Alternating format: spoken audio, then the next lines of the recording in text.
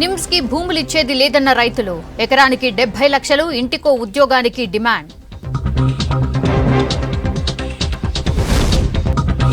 Party B sarpanch అకౌంట్లోకి 11 గ్రామాల డబ్బులు, అధికారుల నిర్లక్ష్యంపై నిర్మల్ జిల్లాలో ఆందోళన.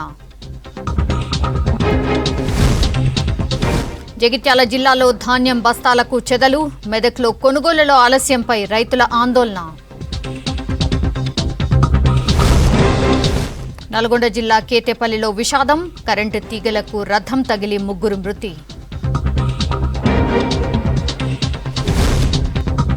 ఇల్లు ఎత్తు పెంచుకోవచ్చు, పక్కకి జరుపుకోవచ్చు, వరంగల్లో ఆకట్టుకుంటున్న జపాన్ టెక్నాలజీ.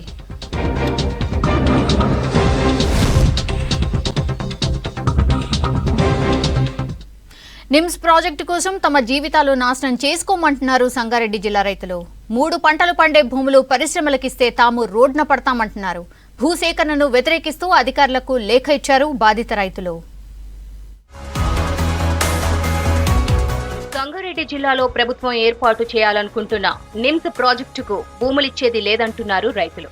తమ అభ్యంతరాలను తెలియజేస్తూ జహీరాబాద్లోని ప్రాజెక్టు అధికారులకు లేఖ ఇచ్చారు.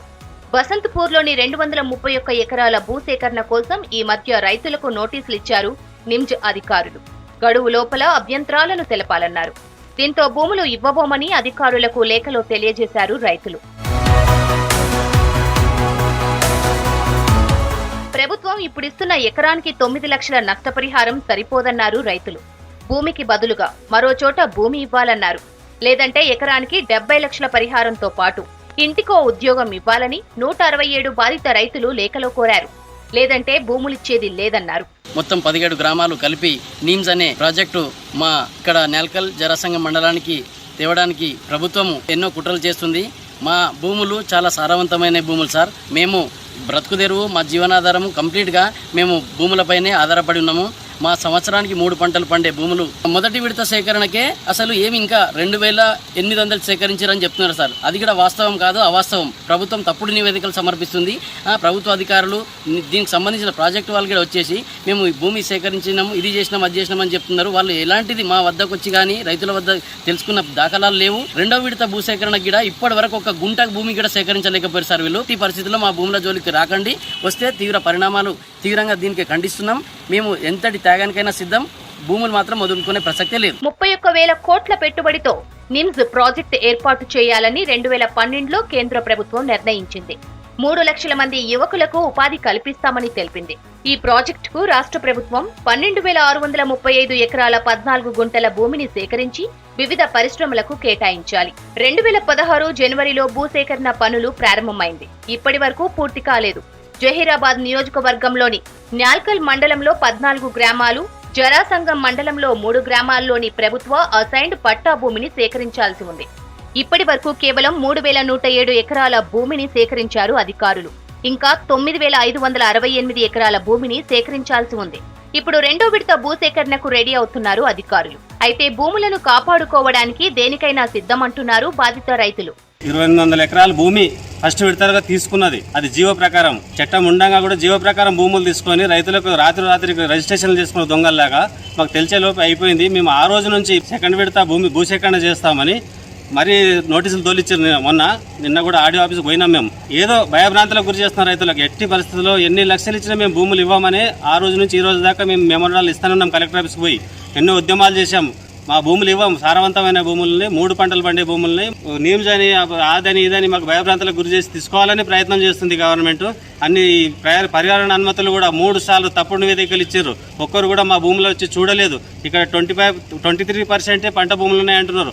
మా దగ్గర 90% పంట భూములు ఉన్నాయి సార్. మీరు కావలిస్తే మరీ సర్వే చేయండి అని ఢిల్లీకి కూడా పోయి మెమోరాలు ఇచ్చాము. అయినా పర్యావరణ అనుమతి భూటకంగా పర్యావరణ అనుమతులు తెచ్చామని అంటున్నారు. అదంతా మేము ఏం తెచ్చినా మా భూములు ఇవ్వడానికి సిద్ధంగా లేం సార్. ఏడాదికి 3 పంటలు పండే సారవంతమైన తమ భూములపై అధికారులు ప్రభుత్వానికి తప్పుడు నివేదికలు ఇస్తున్నారని మండిపడుతున్నారు రైతులు.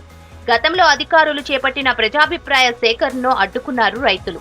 పచ్చని పంట పొలాలను పారిశ్రామిక అవసరాలకు ఇచ్చేది లేదని తెగేసి చెప్పారు. నిర్మల్ జిల్లా కుబీర్ మండలంలో అఖిలపక్షం ఆధ్వర్యంలో 11 గ్రామాల సర్పంచులు ధర్నా చేశారు.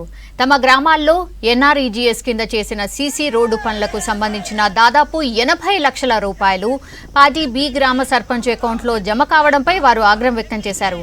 ఈ ఘటనకు సహకరించిన అధికారులపై చర్యలు తీసుకోవాలని డిమాండ్ చేశారు. సర్పంచుల ఆందోళనపై స్పందించారు. ఎంపీడీఓ ఎన్ఆర్ఈజీఎస్ డబ్బులు వేరే సర్పంచ్ అకౌంట్లో పట్టడంపై విచారణ జరుపుతామని చెప్పారు. పంచాయతీ సర్పంచ్లు దాదాపు 10-11 గ్రామ పంచాయతీ సర్పంచ్లు ఈరోజు కుబీర్ మండల్ కేంద్రంలో ధర్నాలు నిర్వహించడం జరిగింది.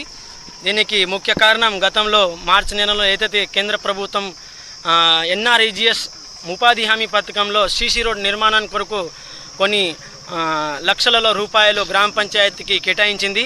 దాంట్లో భాగంగా ఆయా సర్పంచ్లు ఆయా గ్రామ పంచాయతీలో సీసీ రోడ్లు పనులను చేస్తే దానికి సంబంధించిన ఎంబీలు కావచ్చు, దానికి సంబంధించిన బిల్లులు కావచ్చు ఇతర గ్రామ పంచాయతీలకు మళ్లించడం జరిగింది. మరి ఎందుకు చేయకుండా చేసినారు? రహస్యంగా చేయాల్సిన అవసరం ఏం వచ్చింది? ఒక ఎంపీపీ గారు కూడా వాళ్ళ అత్తయ్యనే అత్తా కోడలు కలిసి ఇటువంటి నాటకాలు ఆడడం చాలా బాధాకరం. మండల సర్పంచులందరికీ కూడా ఇంకా ఎన్ని సర్పంచులలో ఎన్నిసార్లు జరిగిందో మాకు తెలియదు. ఇది ఫస్ట్ టైం తెలియడం వల్ల ఇది మా సర్పంచులందరికీ పండుకున్న వాళ్ళం ఇవ్వల్ల లేవడం జరిగింది. దాదాపు 4 సంవత్సరాలకు అవుతున్నాం మేము, కానీ మాకు తెలియలేదు. కానీ కొందరు పెద్దలు కూడా మా గ్రామస్తులు అంటున్నారు, మీరు ఏం చేసినారు, మన గ్రామానికి డెవలప్ చేయాలంటే ఏం చేసినారు? ఊరేసుకొని వాటిని సర్పంచులం ఏం చేస్తున్నాం? ఊరేసుకొని చచ్చిపోయారు. ఎందరో చచ్చిపోయారు మన తెలంగాణలో. తెలియలేదా? గవర్నమెంట్ తెలియదా? తెలుస్తుంది. కాబట్టి ఈ డబ్బులు గీట రిటర్న్ రాచి వాళ్ళకి సస్పెండ్ చేయకుంటే అధికారులు కానీ సర్పంచులు కానీ చేయకపోతే మేము కూడా ముందు అందరం మందులు తీసుకొని తాగడానికి కూడా సిద్ధపడుతున్నామని. రాష్ట్రంలో పెద్ద నేతలు తమ నియోజకవర్గాల్లోని మార్కెట్ కమిటీల అభివృద్ధికి వెనుకబడిన జిల్లాల నుంచి నిధులు తీసుకువెళ్లడంపై విమర్శలు వస్తున్నాయి. నిబంధనల ప్రకారం ఆ నిధులను తిరిగి ఇవ్వాల్సి ఉన్నా అలా చేయలేదు. వడ్డీతో సహా మాఫీకి ఉత్తర్వులు ఇవ్వడంపై మండిపడుతున్నాయి విపక్షాలు. రాష్ట్రంలో అత్యంత వెనుకబడిన జిల్లా కుమ్రం భీం ఆసిఫాబాద్. ఈ జిల్లా అభివృద్ధిపై ప్రత్యేక దృష్టి పెట్టాల్సిన ప్రభుత్వం ఇక్కడ సెస్ ద్వారా వసూలైన నిధులను వేరే జిల్లాలకు మళ్లిస్తోంది. ఆసిఫాబాద్, కాగజ్ నగర్ వ్యవసాయ మార్కెట్ కమిటీలకు చెందిన 13,50,00,000 సిద్దిపేట, గజ్వేల్ అభివృద్ధి పనులకు ప్రత్యేక జీవో ద్వారా తరలించింది. 2016 నుంచి 2018 వరకు దశల వారీగా ఈ నిధులు మళ్లించింది. 2016 ఏప్రిల్ 13న జీవో నెంబర్ 154 ద్వారా 5 కోట్ల నిధులను సిద్దిపేట మార్కెట్ అభివృద్ధి పనుల కోసం తరలించింది సర్కార్. వీటిని తిరిగి చెల్లించాలని కోరగా 2018 డిసెంబర్ 13న అసలు వడ్డీని రద్దు చేస్తున్నట్లు ప్రకటిస్తూ ప్రత్యేక ఉత్తర్వులు ఇచ్చింది. ఆసిఫాబాద్ ఏఎంసీ నుంచి మొత్తం 11,50,00,000 వేరే మార్కెట్లకు దారి మళ్లాయి. ఇందులో 5 కోట్లు రద్దు చేసేశారు. మిగిలిన 6,50,00,000 కోసం ఏఎంసీ లేఖలు రాస్తున్నా ప్రభుత్వం స్పందించడం లేదు. దీంతో పాటు కాగజ్ నగర్ మార్కెట్ కమిటీ నుంచి 2 కోట్లు వేరే ఏఎంసీలకు తరలించారు. శిస్తు రూపంలో జమ చేసినటువంటి మార్కెట్ యొక్క నిధులను ఇక్కడున్నటువంటి పాలకుల అసమర్థతతో సిద్దిపేట నియోజకవర్గానికి తరలించడం జరిగినది. 13 కోట్ల వరకు రూపాయలను తరలించడం జరిగింది. ఇప్పటికైనా ఆ నిధులను వెనక్కి తెప్పించి నియోజకవర్గంలో రైతులకు, రైతాంగానికి, మారుమూల ప్రాంతాల అభివృద్ధికి, గిడ్డంగుల అభివృద్ధికి ఖర్చు చేసే అవసరం ఎంతైనా ఉంది. 2014లో నిర్మల్ జిల్లాలోని బైంసా మార్కెట్ నుంచి మంత్రి హరీష్ రావు ఆదేశాలతో 8 కోట్లు సిద్దిపేట మార్కెట్ కమిటీకి మళ్లించారు అధికారులు. మొన్నటి వరకు ఆసిఫాబాద్, కాగజ్ నగర్ మార్కెట్ కమిటీలకు పాలక వర్గాలు లేవు. ప్రస్తుతం పాలక వర్గాలు ఉన్నా అధికార పార్టీ నేతలే కావడంతో దారి మళ్లించిన నిధులను తిరిగి తీసుకొచ్చే సాహసం చెయ్యలేకపోతున్నారు. స్థానిక ఎమ్మెల్యేలు ఈ వ్యవహారంపై స్పందించడం లేదు. నిధులు తిరిగి రప్పించి ఆసిఫాబాద్, కాగజ్ నగర్ మార్కెట్లను అభివృద్ధి చేయాలంటున్నారు ప్రతిపక్ష పార్టీలు, ప్రజా సంఘాల నేతలు. మేము ఆసిఫాబాద్ జిల్లా కాగజ్ నగర్ మార్కెట్ కమిటీ నుండి అక్రమంగా 2 కోట్ల రూపాయల నిధులను సిద్దిపేట మార్కెట్ కమిటీకి తరలించడం జరిగింది. చాలా దారుణమైన విషయం ఏంటంటే గతంలోనే తరలించిన నిధుల గురించి మార్కెట్ కమిటీ అధికారులు ప్రభుత్వానికి రాస్తే ఆ నిధులు మీకు రావు అని ఆ నిధులను మాఫీ చేసినామని చెప్పడం చాలా దారుణమైన విషయం. కలెక్ట్ చేసిన సెస్ నిధులని 2 కోట్ల రూపాయలని స్థానికంగా ఖర్చు పెడితే స్థానికులకు లాభం జరిగేది, కానీ అభివృద్ధి చెందిన సిద్దిపేటకు తరలించడం అంటే ఇది ఈ ప్రాంత రైతులను వంచడమే. అధికార పార్టీకి చెందిన పెద్దలు సొంత నియోజకవర్గాల అభివృద్ధి కోసం వెనుకబడిన జిల్లా నుంచి నిధులు తీసుకెళ్లడం కరెక్ట్ కాదంటున్నారు ప్రతిపక్ష పార్టీలు, ప్రజా సంఘాల నేతలు. కొమ్రంభీం జిల్లా కౌటాల మండలం సాండ్గాం ఐకేపీ సెంటర్ ముందు రైతులు ఆందోళన చేశారు. వడ్ల కొనుగోలు ప్రారంభించాలని నిరసన చేపట్టారు. 10 రోజులుగా ఎదురు చూస్తున్నా కొనుగోళ్లు జరగడం లేదంటున్నారు. అకాల వర్షం వస్తే ధాన్యం తడిసిపోతుందని ఆవేదన వ్యక్తం చేస్తున్నారు. వెంటనే కొనుగోళ్లను ప్రారంభించాలని డిమాండ్ చేశారు. మాకు మబ్బులు అయితే వస్తున్నాయి, వడ్లు అయితే ఎత్తలేవు, లారీలు వస్తలేవు, మాకు టోకెన్లు ఇస్తలేవు. ఏమంటే మేము ఏం చేసి మరి చేసుడు వర్షాలు తడిచిపోయినాక లారీలు వస్తలేవు, లారీలు వస్తే బత్తాలు ఇస్తలేవు, టోకెన్లు రాస్తలేవు, బాకీలు ఎక్కువ అయినాక మందు రాసి వస్తాడు.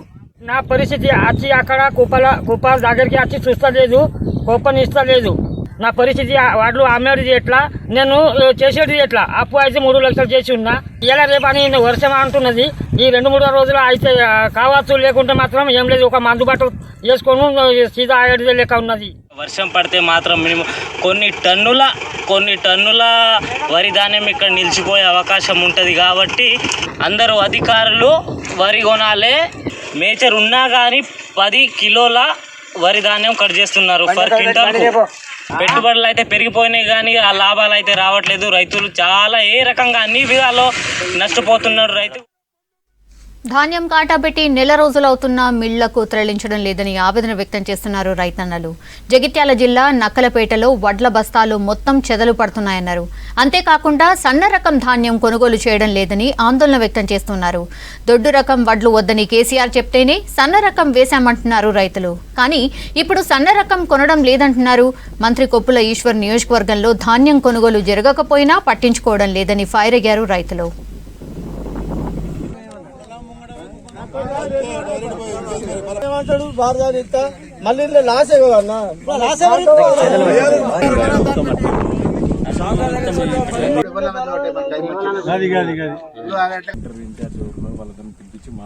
మాట్లాడి ఈరోజు ఈవినింగ్ కల్లా మొత్తం స్ట్రీమ్ లైన్ అయ్యేటట్టు 2 సెంటర్లు స్ట్రీమ్ లైన్ అయ్యేట్టు చూద్దాం. ఒకటే మనకి మెదక్ జిల్లా నిజాంపేట మండలంలో వడ్ల కొనుగోలులు ఆలస్యంగా జరుగుతున్నాయి. కొనుగోలు సెంటర్స్ కి ధాన్యం తీసుకొచ్చి రోజులు గడుస్తున్నా కొనుగోలు పూర్తి కావడం లేదంటున్నారు రైతులు.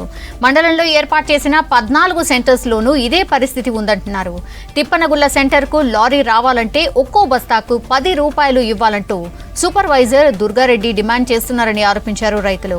ఇప్పటికే 4 లారీలకు సరిపడా ధాన్యం కాంటాలు వేసి బస్తాల్లో నింపారని, లారీలు రాక బస్తాలు సెంటర్లోనే ఉన్నాయంటున్నారు. వర్షం పడితే అన్ని తడిసిపోతాయని ఆందోళన చెందుతున్నారు. కాంటలు గుంజుకపోడు చేసుడు ఇట్లా కాలం నెట్టి మీదకి వచ్చే వారం రోజులే 15 రోజులు ఎండ పోసుకొని ఉండబట్టి ఇవి ఎట్లా కావాలి? తాన కొడితే తడిచిపోతే తెల్లుగా మార్గాలను చేసి ఆగులో పోతామా? చేసి బొక్కలు కాబడుతుంది. ఇదేంటి ఏం కోత? చెప్ప కాంటలు పెట్టి కాంటలైనా వేసుకుపోయి సాల్వ చేయాలి కానీ ఇట్లా పెండింగ్లు పెడతారా? పెండింగ్లు పెడితే ఓళ్ళని నష్టం చేస్తారు, రైతులను నష్టం చేసుడే కానీ ఏం లేదు, ఏం లాభం లేదు. మంచిగా అయినట్టు తీసుకొని పోవాలి. తీసుకొని పోయి కాంటలు పెట్టుకొని ఉండాలి. 2 రోజులు ఆడేస్తాము, కాలం పెట్టి మీదకి వచ్చి మళ్ళీ చేసుకునేదా? ఏం గిరానికి ఆశపడే చేసుకుంటాము. ఇంకేం చేసుకుంటాము? చేసుకొని ఆగులో పోసుకుంటాము. బగ్గాలు కొడితే ఇక తెడ్డు అయితే మేము నష్టం అయిపోతాము. తాడు పైసలు ఇస్తేనే వస్తాము, తాపరు కప్పిన పైసలు ఇస్తేనే అత్తయ్యట, లేకుంటే రావు అంటుర్రు. మా పరిస్థితి ఏంది? ఇట్లనే మొలకలు వస్తాయి, వాన కొడితే ఒక్క లారీ లేదు. కోసి నెల అవుతుంది, మేము ఈ రోడ్డు మీదనే పోసినాము. ఐకేపుకు ఉండబోదామంటే రైతులకు మాకు సందు ఇస్తలేరు, పెట్టుకుంటలేరు. లారీలు వస్తలేవు, తడుతున్నాయి, ఆనలు వస్తున్నాయి. కాలం దగ్గరకు వచ్చింది, మరి ఎట్లా ఏం కథ? 2-3 రోజులే లారీలు వస్తలేవు. వడ్లు జోగిన వడ్లు ఇన్ని ఉంటాయి, 4 లారీలకు ఉన్నాయి. ఇంకా కుప్పలు అట్లే ఉన్నాయి. ఇంకా 20 లారీలు అవుతాయి. ఇక్కడ అచ్చలు లేదు, ఏం లేదు. రైతుల సంగతి పరిస్థితి అర్థమవుతలేదు. మళ్ళీ ఒకటి రోని వర్షాలు అంతటా పడుతున్నాయి. ఇంకా మా అదృష్టమా దురదృష్టమా? ఇంక ఇక్కడ పడతలేవు. మరి పడితే మా పరిస్థితి ఏంది? ఊళ్ళో లారీలు రావడం లేదు సారు. రైతులు బాగా ఎండలనే ఉంటుర్రు. ఈ రోజు 2 లారీలు పంపిస్తామంటారు. బస్తాకి 10 రూపాయలు ఎక్కువ అడుగుతుర్రు. ఎందుకు ఇవ్వాలి సార్ మేము బస్తాకి 10 రూపాయలు? కాలం నెత్తి మీదకి వచ్చింది. అటు పంట పెట్టాలా, ఇటు వడ్ల కాడ ఉండాలా, ఎండలు అడవిసి వస్తున్నాం చిన్న పిల్లలతోటి. లారీలు వస్తలేవు సార్, కంపల్సరీ లారీలు పంపించాలి. రైతులను అర్థం చేసుకోవాలని వేడుకుంటున్నాం. నల్గొండ జిల్లా కేతేపల్లి గ్రామంలో రథం కరెంటు వైర్కి తగిలి 3 చనిపోయారు. ఇద్దరి పరిస్థితి సీరియస్గా ఉండడంతో నల్గొండ ప్రభుత్వ హాస్పిటల్కు తరలించి ట్రీట్మెంట్ అందిస్తూ ఉన్నారు. రథం గోపురం కరెంటు తీగలకు తాకడంతో ప్రమాదం జరిగిందన్నారు ప్రత్యక్ష సాక్షి. రథాన్ని ముందుకు కదిలిస్తున్న టైంలో కరెంటు వైర్లను ఎవరూ చూడకపోవడంతోనే షాక్ కొట్టినట్టు చెప్పాడు. ప్రమాదం జరిగిన వెంటనే వారిని కాపాడే ప్రయత్నం చేసినట్టు చెప్పాడు. ఆ గుట్ట మీద అంటే శివరాత్రి ఉత్సవాలప్పుడు తేరు గుంజేసి అక్కడే పెట్టేశారు. అయితే మేము ఆల్రెడీ నేను అంతమందికి అక్కడికి వెళ్ళాను, అంటే చిన్న షార్ట్ ఫిల్మ్ చేయడానికి అక్కడికి వెళ్ళాను. నేను ముందే వెళ్ళాను అక్కడికి. అయితే కొంతమంది పెద్దవాళ్ళు నా తర్వాత వచ్చేసి ఇట్లా తేరు లోపల పెడదాం అనేసి ఇంకా మిగతా వాళ్ళకి కాల్ చేసి చెప్పారు. వాళ్ళు కూడా వచ్చేసి ఒకటే మొత్తం 10 మెంబర్స్ ఉంటారు. వాళ్ళందరూ వచ్చేసి పట్టేసినాం అన్నట్టు. పట్టేసి ముందుకు నెడుతున్న సందర్భంలో ఆ పైన తీగలు చూసుకోలేదు అన్నట్టు. పైన గోపురం లాంటిది ఒకటి ఉంటుంది. దానికి ఆ తీగ ఎవ్వరు చూడలేదు.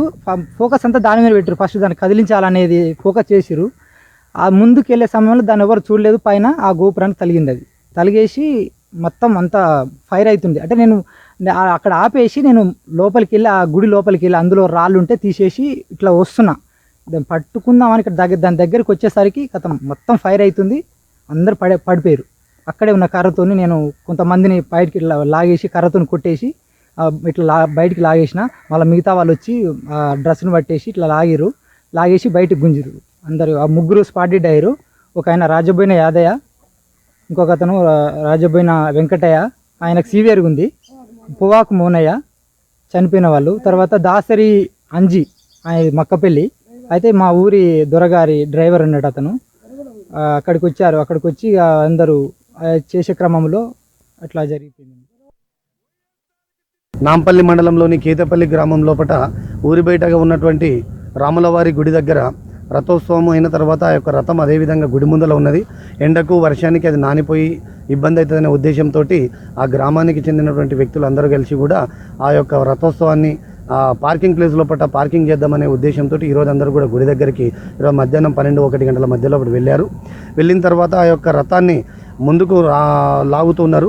ఒక 3 వ్యక్తులు మాత్రము ఆ రథం వెనక్కి వస్తుందనే ఉద్దేశంతో వెనక ఆపారు.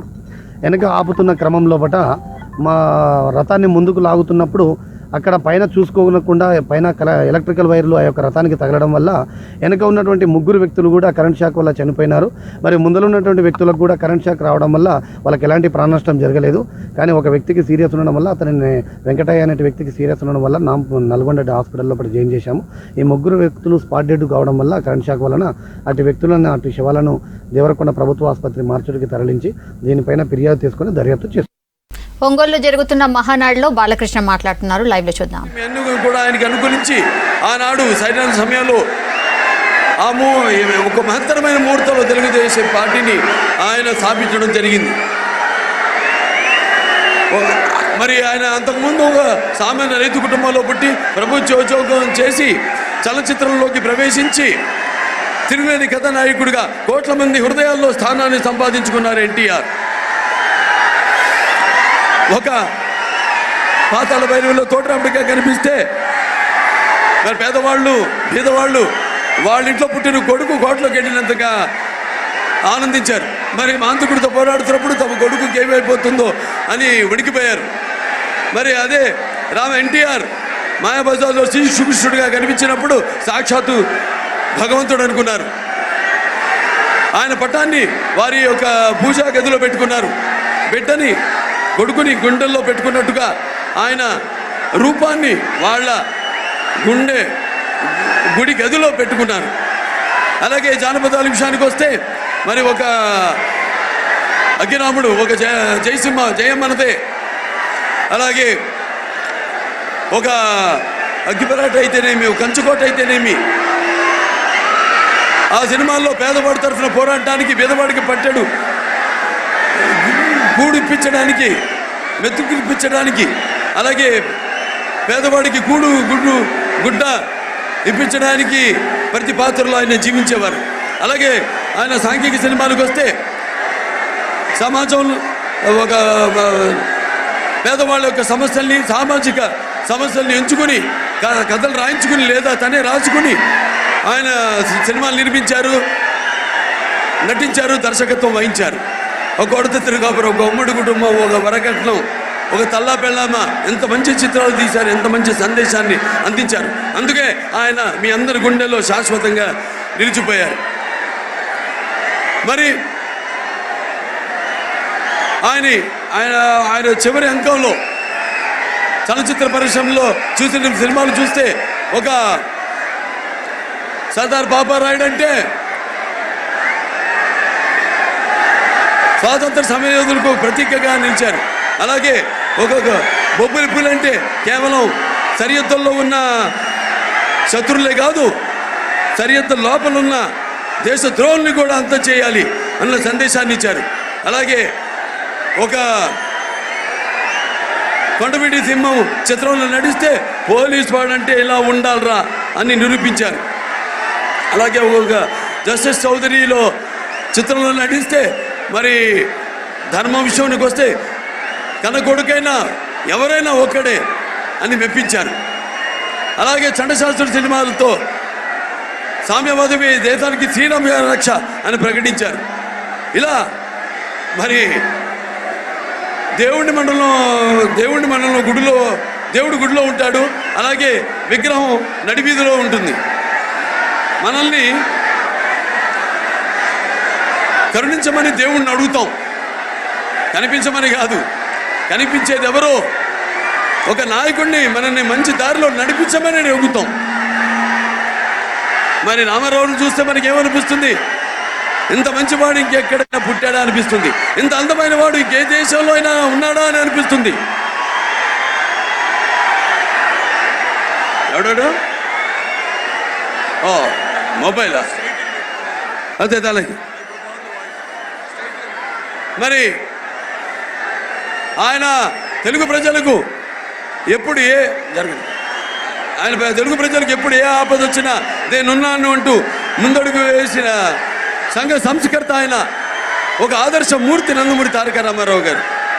తెలుగు జాతి విలువ పొత్తుడి తెలుగువాడి ఆత్మగౌరవం ఢిల్లీలో తాకట్టు పెడుతుంటే బడుగు బలహీన వర్గాలు, శ్రామిక వర్గాలు మమ్మల్ని కాపాడే నాదుడే లేడా అని ఆక్రోశిస్తున్న సమయంలో నేనున్నాను అంటూ అడుగుపెట్టి సింహలో గర్జించి మడమ చెప్పకుండా పోరాడి శ్రామికుడి చెమటలో నుంచి పుట్టింది తెలుగుదేశం. కార్మికుడి యొక్క కరిగిన కండరాల్లో నుంచి పుట్టింది తెలుగుదేశం. రైతుల రక్తంలో నుంచి పుట్టింది, రైతు కూలీల రక్తంలో నుంచి పుట్టింది దేశం. పేదవాళ్ళ కన్నీటిలో నుంచి పుట్టింది తెలుగుదేశం. కష్టజీవి కంటి మంటల్లో నుంచి పుట్టింది తెలుగుదేశం. అన్నార్థుల ఆక్రందనలో నుంచి పుట్టింది తెలుగుదేశం. పార్టీ స్థాపించిన 9 నెలలకే రాజ్యాధికారాన్ని దక్కించుకుని మరి సమాజమే దేవాలయం, ప్రజల దేవుళ్ళు అని నిరూపించి అంతవరకు ఈ రాజ్యాధికారంలో ఉన్న పదవులకు దూరంగా ఉన్న వెనుకబడిన తరగతులు, మైనారిటీలను సాధారణంగా ఈ అధికార పీఠాల మీద కూర్చోబెట్టి గౌరవించిన మహానుభావుడు నందమూరి తారక రామారావు గారు. సీఎం కేసీఆర్ ప్రజల డబ్బును తన రాజకీయ ప్రయోజనాలకు వాడుకుంటున్నారన్నారు బీఎస్పీ రాష్ట్ర కోఆర్డినేటర్ ఆర్ఎస్ ప్రవీణ్ కుమార్. బహుజన రాజ్యాధికార యాత్రలో భాగంగా 74వ రోజు మహబూబాబాద్ జిల్లా కేసముద్రలో పర్యటించారు. రాష్ట్రంలో ఆత్మహత్య చేసుకున్న ఒక్క రైతు కుటుంబాన్ని కూడా పరామర్శించని కేసీఆర్ పంజాబ్కి వెళ్లి అక్కడి రైతులకు నష్టపరిహారం ఇవ్వడం సిగ్గుచేటన్నారు. పంటకు గిట్టుబాటు ధర అమలు చేయడంలో ప్రభుత్వం విఫలమైందని ఫైర్ అయ్యారు ఆర్ఎస్ ప్రవీణ్ కుమార్.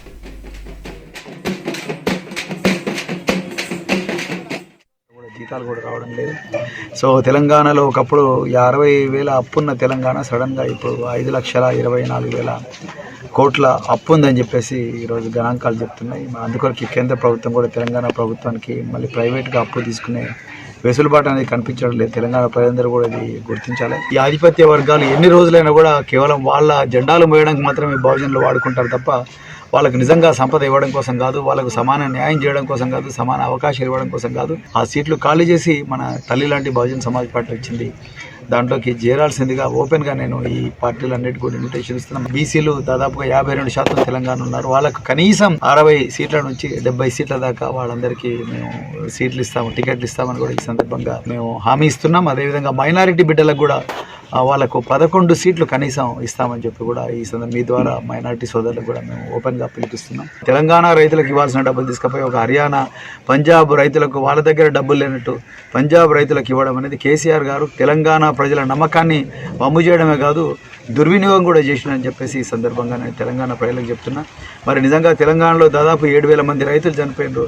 వాళ్ళకి ఏ రాష్ట్రం వచ్చి తెలంగాణ ప్రజలకు సాయం చేసింది? తెలంగాణ ప్రజల కష్టార్జితాన్ని దేశంలో తన ప్రాపకం కోసం మరి వృధా చేస్తున్నాడన్న ముఖ్యమంత్రి గారు మానుకోవాలని చెప్పేసి కూడా నేను మీతో పలుకుతున్నాను. ల్యాండ్ పూలింగ్ కు సంబంధించిన 80 జీవోను రద్దు చేయాలని డిమాండ్ చేశారు వరంగల్ జిల్లా ఆరేపల్లి గ్రామస్తులు. రైతు జేఏసీ కన్వీనర్ పెద్దన్న ఆధ్వర్యంలో గ్రామ సభ నిర్వహించి ల్యాండ్ పూలింగ్ పై చర్చించారు. కుడాకు భూములు ఇచ్చేది లేదని స్పష్టం చేశారు. తీన్మార్ మల్లన్న ఆరేపల్లి గ్రామ సభలో పాల్గొని గ్రామస్తులకు మద్దతు తెలియజేశారు. పోలీసులు ఆయన్ను అరెస్ట్ చేయడంతో ఉద్రిక్తత తలెత్తింది. మహిళలు, రైతులు పోలీసులను అడ్డుకోవడానికి ప్రయత్నించారు. చివరికి బలవంతంగా తీన్మార్ మల్లన్నను అరెస్ట్ చేసి హసన్పర్తి పోలీస్ స్టేషన్ కు తరలించారు పోలీసులు.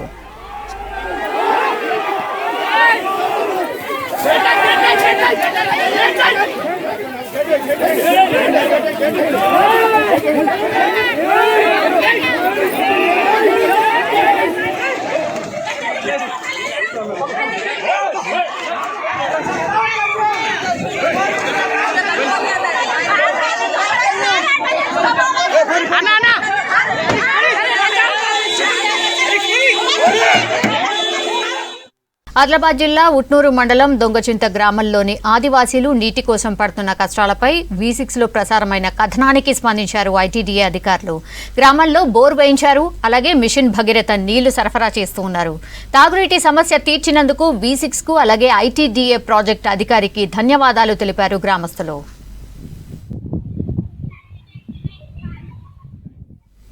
ఐటీడీఏ ఆఫీస్కు చాలా దగ్గరలోనే ఉంది దొంగచింత గ్రామం. అయితే మంచినీళ్ల కోసం ఇక్కడి గిరిజనులు చాలా అవస్థలు పడుతున్నారు. ప్రాజెక్టు అధికారి చుట్టూ చాలాసార్లు తిరిగినా సమస్య పరిష్కారం కాలేదు.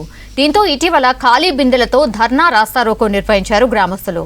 దొంగచింత గ్రామంలోని నీటి కష్టాలపై V6 కథనం ప్రసారం చేసింది. అధికారులు స్పందించి సమస్య పరిష్కరించడంతో ఆదివాసీలు సంతోషం వ్యక్తం చేస్తున్నారు. మాకు నీటిది ఆదివాసులకు ఎట్లా ఉన్నారు ఎట్లా లేదు అనుకుని మొత్తం తిరిగి చెల్మెలు చూసిండ్రు, మొత్తము కుంటాలు చూసిండ్రు.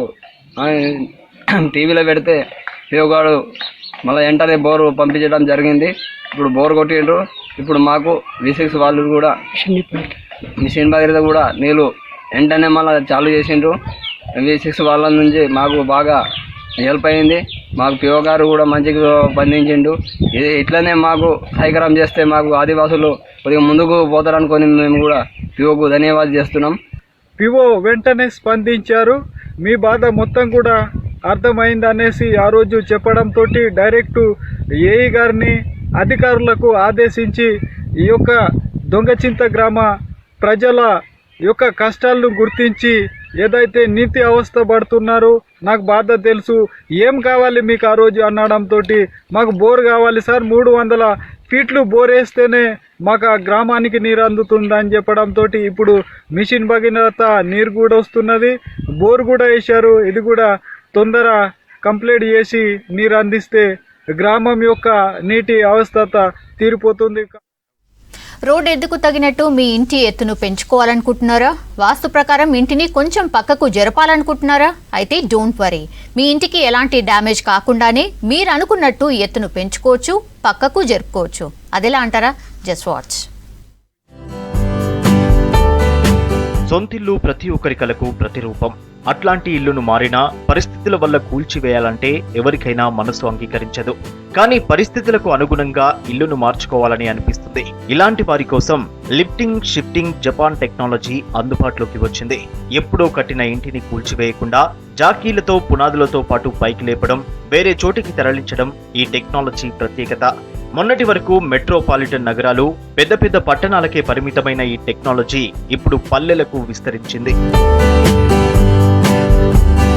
హనుమకొండ జిల్లా ఆత్మకూరు మండల కేంద్రంలో 12 ఏళ్ల కిందట రోడ్డు పక్కన ఇల్లు కట్టుకున్నారు బెల్దే వెంకటేశ్వర్లు. కొత్త రోడ్డు నిర్మాణంతో ఇల్లు కిందకైంది. వెంకటేశ్వర్లు తమ్ముడు పక్కనే ఇల్లు కట్టుకుంటున్నారు. ఇది వెంకటేశ్వర్లు ఇంటి కన్నా ఎత్తులో ఉంది. వర్షాలు కురిసినప్పుడు వరదంతా వెంకటేశ్వర్లు ఇంటిలోకి వచ్చే పరిస్థితి ఏర్పడింది. దీంతో తాను కూడా రోడ్డు ఎత్తుకు తగినట్లు కొత్త ఇల్లు కట్టుకోవాలన్నారు. పాత ఇంటిని కూల్చేయాలనుకున్నారు. అయితే విజయవాడకు చెందిన వాళ్ళు లిఫ్టింగ్ షిఫ్టింగ్ జపాన్ టెక్నాలజీతో ఇంటి ఎత్తు పెంచుతున్నారనే విషయం తెలుసుకున్నారు. పాత ఇల్లు కూల్చివేయకుండా పక్కకు జరిపి ఎత్తు పెంచుకోవాలని నిర్ణయించుకున్నారు. ఏలూరుకు చెందిన సుతారీ మేస్త్రి అనిల్ తో పనులు ప్రారంభించారు. స్థానికంగా గత 23 సంవత్సరాల క్రితం ఇక్కడ బిల్డింగ్ కట్టుకున్నాము. ఇది రోడ్డుకు పూర్తిగా ఫీట్ లోపలికి పోవడం వల్ల దీన్ని హైట్ పెంచడం కోసం యూట్యూబ్ల ద్వారా కొట్టడం జరిగింది. నంబర్ కోసం అనిల్ గారి నెంబర్ ఇంట్లాడుకొని తనకు ఫోన్ చేస్తే తను వచ్చి చూసి లేపుదామండి అని అగ్రిమెంట్ చేసుకుని 5 ఫీట్లు లేపడం కోసం అగ్రిమెంట్ తీసుకున్నాడు. అదే ప్రకారంగా 20 రోజుల్లో కంప్లీట్ చేసేసాడు. మాకు చాలా హ్యాపీగా ఉంది. వెంకటేశ్వర్లు ఇంటికి 450 జాకీలను బిగించి 5 ఫీట్ల ఎత్తుకు లేపి పక్కకు జరిపే పనులు జరుగుతున్నాయి. లిఫ్టింగ్ కు లారీలు, ఇతర వాహనాల టైర్ పంచర్ అయినప్పుడు పైకి లేపేందుకు వాడే జాకీలు, షిఫ్టింగ్ కు రన్నింగ్ జాకీలను ఉపయోగిస్తున్నారు. ఇంజనీర్ల పర్యవేక్షణలో శిక్షణ పొందిన బీహార్ కూలీలో ఈ పనులు చేస్తున్నారు. 5-6 రోజుల్లోనే ఈ పనులు పూర్తవుతాయని చెబుతున్నారు సుతారీ మేస్త్రి అనిల్. బిల్డింగ్ డిమాలిష్ చేయకుండానే ఆ బిల్డింగ్ కి మళ్ళా ఒక 50 ఇయర్స్ 60 ఇయర్స్ మనం లైఫ్ ఇవ్వడం జరుగుతుంది. అది ఎలా ఇవ్వడం జరుగుతుంది అంటే మనం ఈ బిల్డింగ్ అంతా పిల్లర్ల మీద లేదా బేస్మెంట్ మీదే ఉంటుంది. సో మేమేం చేస్తామంటే బిల్డింగ్నే పైకెత్తి కింద ఉన్న బేస్మెంట్ని అలాగే ఉంచి మళ్ళీ కొత్త బేస్మెంట్ వేస్తాం, కొత్త పిల్లర్లు వేస్తాం, కొత్త బెడ్ కట్టి మీ కస్టమర్కి ఏదైతే మనకు ఇల్లు అప్పగించుంటారో వాళ్ళకి మనం హ్యాండ్ ఓవర్ చేయడం జరుగుతుంది. పాత ఇల్లు కూల్చేసి కొత్తది కట్టుకోవాలంటే కొన్ని లక్షలు ఖర్చు చేయాల్సి ఉంటుంది. దీనికి మళ్ళీ కొత్తగా అనుమతులు తీసుకోవాల్సి ఉంటుంది. ఆ అవసరం లేకుండానే 10 లక్షల్లో ఇల్లు లిఫ్టింగ్ షిఫ్టింగ్ పనులు జరుగుతున్నాయి. జాకీల సాయంతో ఇంటిని లేపడం, పక్కకు తరలించడం నమ్మలేకపోతున్నామంటున్నారు గ్రామస్తులు.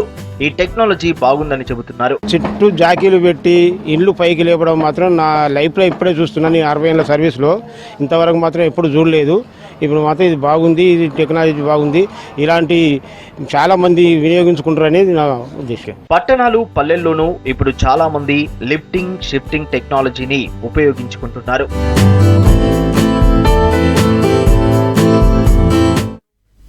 That's all for now. Stay tuned.